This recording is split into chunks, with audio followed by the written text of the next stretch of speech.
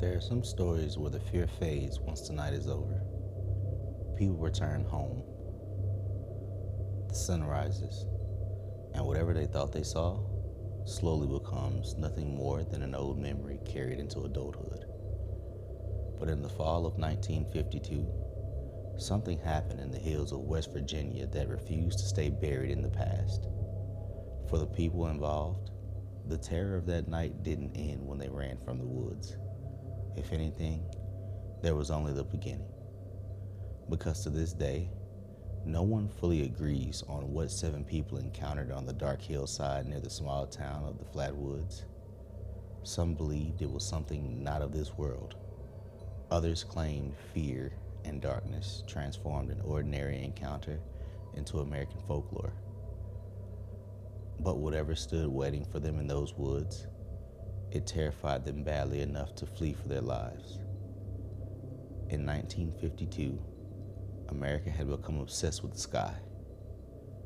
Across the country, newspapers were flooded with stories of strange lights, unidentified aircraft, and unexplained objects appearing overhead. Some blamed Cold War paranoia. Others blamed something far stranger was taking place. Military pilots, police officers, and ordinary civilians alike all claimed to have seen things they couldn't explain.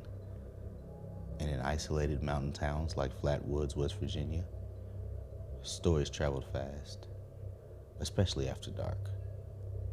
Back then, places like Braxton County felt cut off from the rest of the world once night settled over the hills. The roads emptied, porch lights flickered in the distance, and beyond them, nothing but endless Appalachian wilderness stretching into darkness. That isolation made stories feel heavier there, more believable, because when something moved through those woods at night, there usually wasn't many people around to witness it. And maybe that's why what happened in Flatwoods still feels so unsettling all these years later. Because whatever those witnesses encountered, there was nowhere to run except deeper into the dark.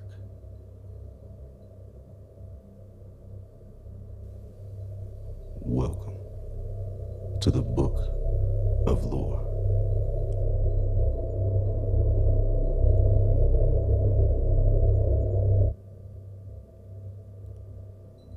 September 12th, 1952, Braxton County, West Virginia. The kind of place where nights settle quietly over the hills, where distant porch lights disappear into the Appalachian darkness once the sun finally drops behind the mountains. And on that particular evening, life seemed completely normal until the sky lit up. Brothers Eddie and Freddie May were outside playing near the local school grounds when a bright object suddenly streaked overhead, not drifting or falling like a shooting star, moving, fast enough to cut across the darkness before disappearing somewhere beyond the trees outside of town. The boys watched the glowing object descend behind the hills nearby, and then silence. The brothers immediately ran home to tell their mother, Kathleen May, what they had seen. At first, Kathleen wasn't sure what to make of it. Kids imagine things, especially at night, but something about the fear in their voices felt genuine. The boys insisted something had crashed in the hills, and eventually, Kathleen agreed to let them investigate. Not alone, of course. Wanting another adult nearby, she asked her cousin Gene Lemon, a member of the West Virginia National Guard, to accompany them into the woods. As they made their way through town, several other boys joined the search. Tommy Hayer, Neil Nunley, and Ronnie Shaver. Together, the group headed toward the hillside where the object had seemingly disappeared. At first, the mood among the group wasn't entirely fear. Curiosity still outweighed caution. The boys moved quickly through town, talking over one another, trying to describe the light they had seen falling from the sky. Some thought it might have been a plane crash. Others wondered if a meteor had landed somewhere in the woods. Jean tried to keep everyone calm as they moved toward the hills, but the farther they walked from town, the quieter things became. The distant sounds of flat woods slowly disappeared behind them.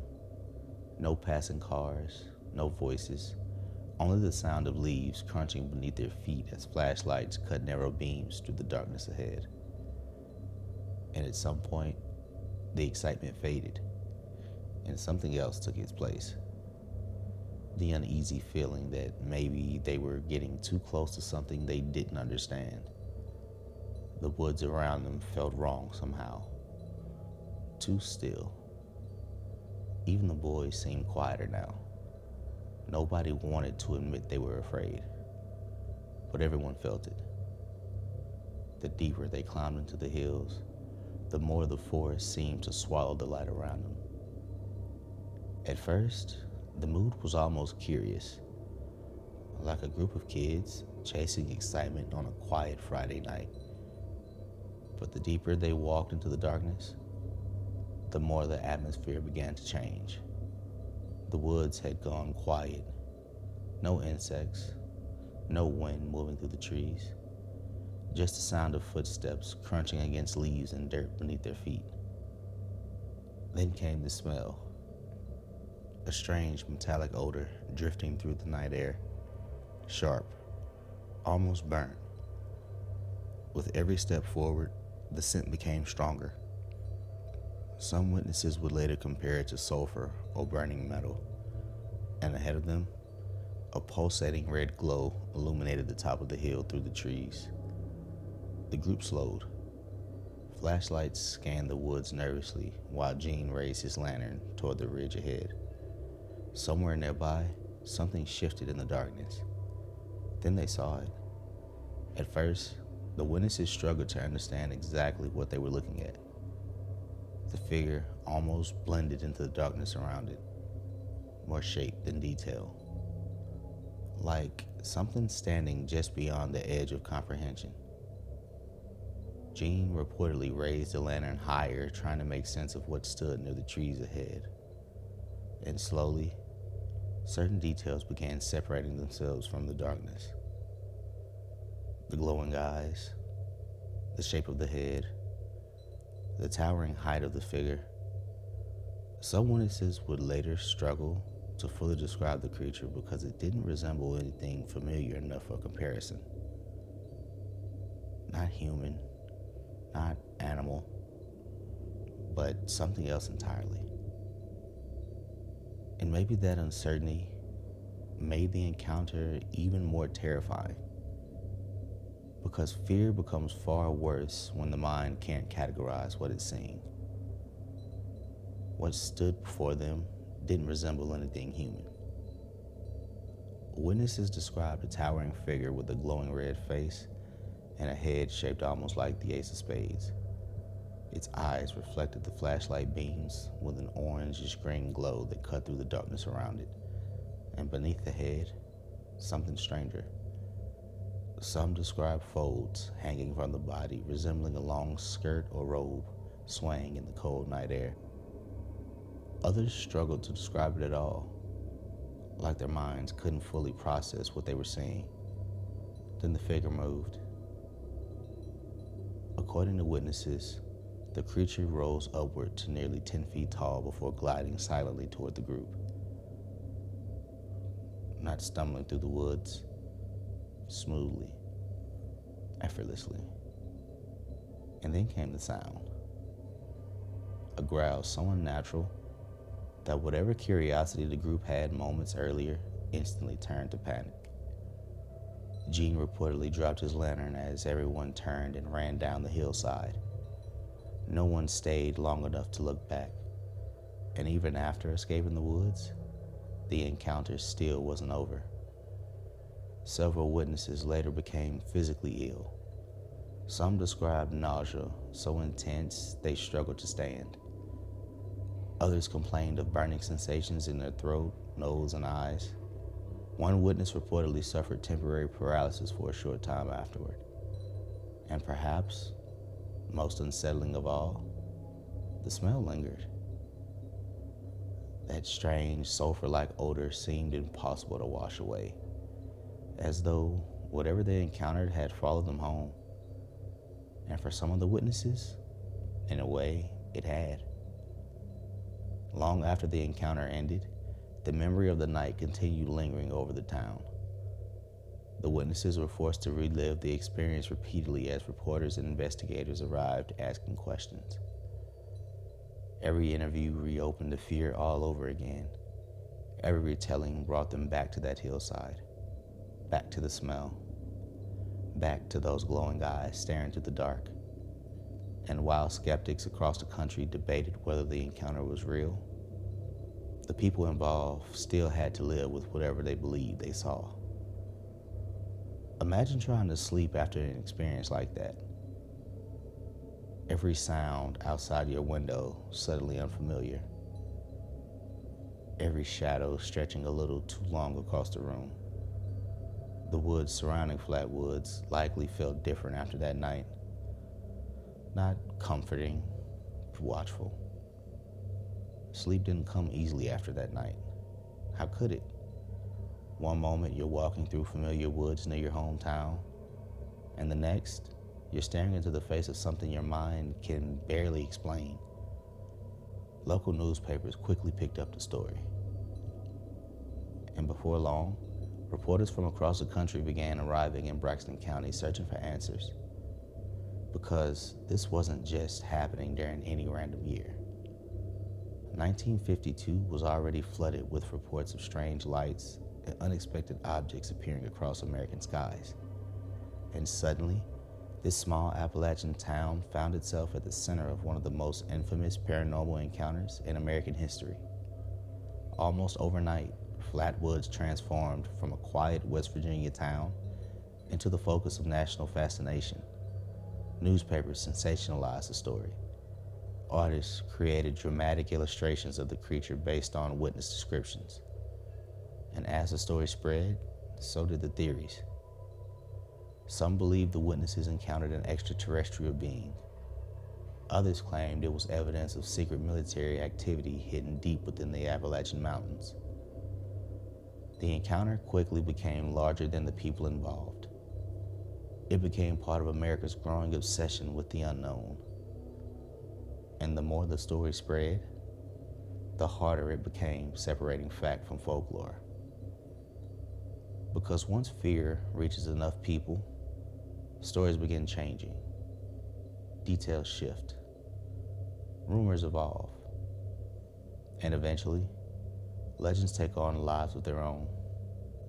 Some reports claim the National Guard, or possibly other officials, searched the hillside shortly after the encounter. But exactly what happened during those investigations remains unclear. According to reports, investigators found no sign of the creature. No spacecraft, no wreckage, nothing that definitively explained what the witnesses claimed to have seen that night.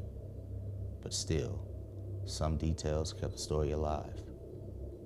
Reports surfaced describing flattened grass near the site.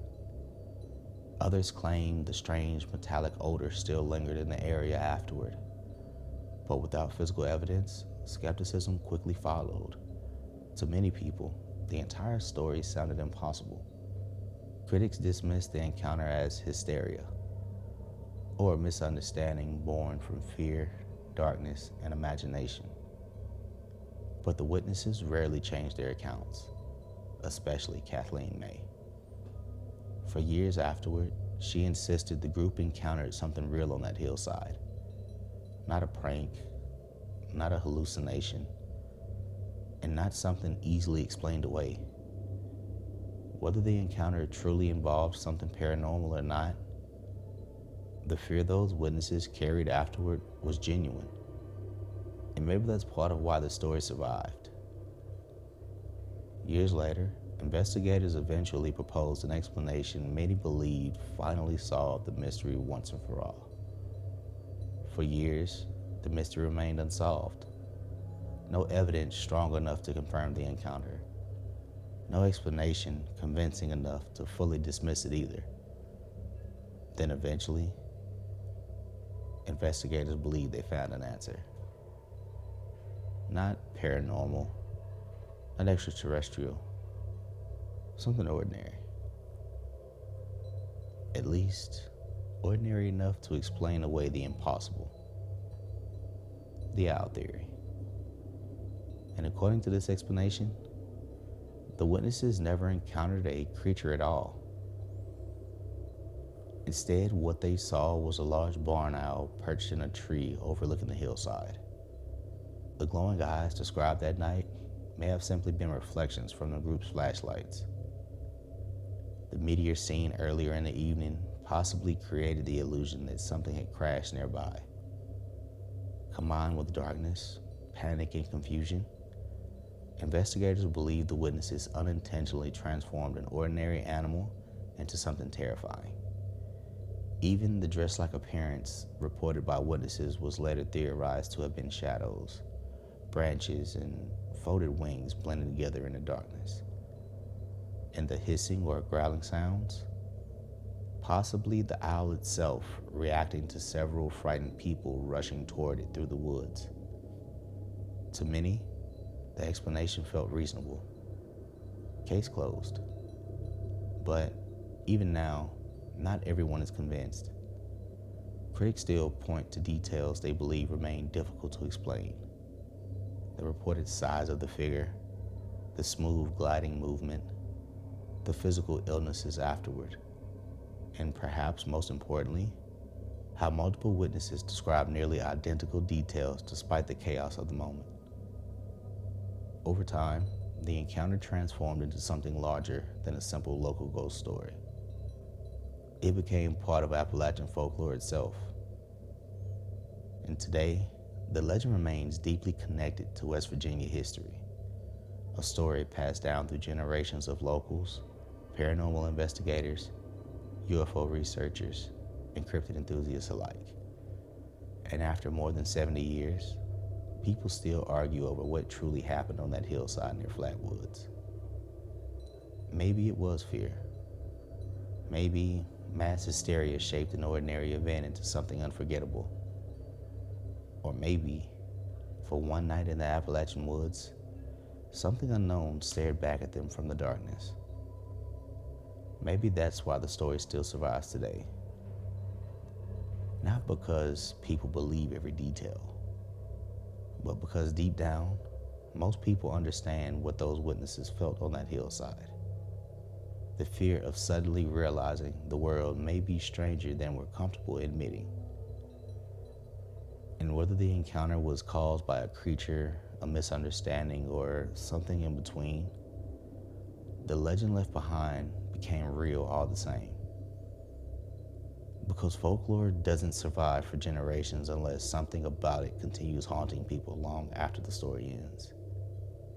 And in the Flatwoods, that never completely disappeared.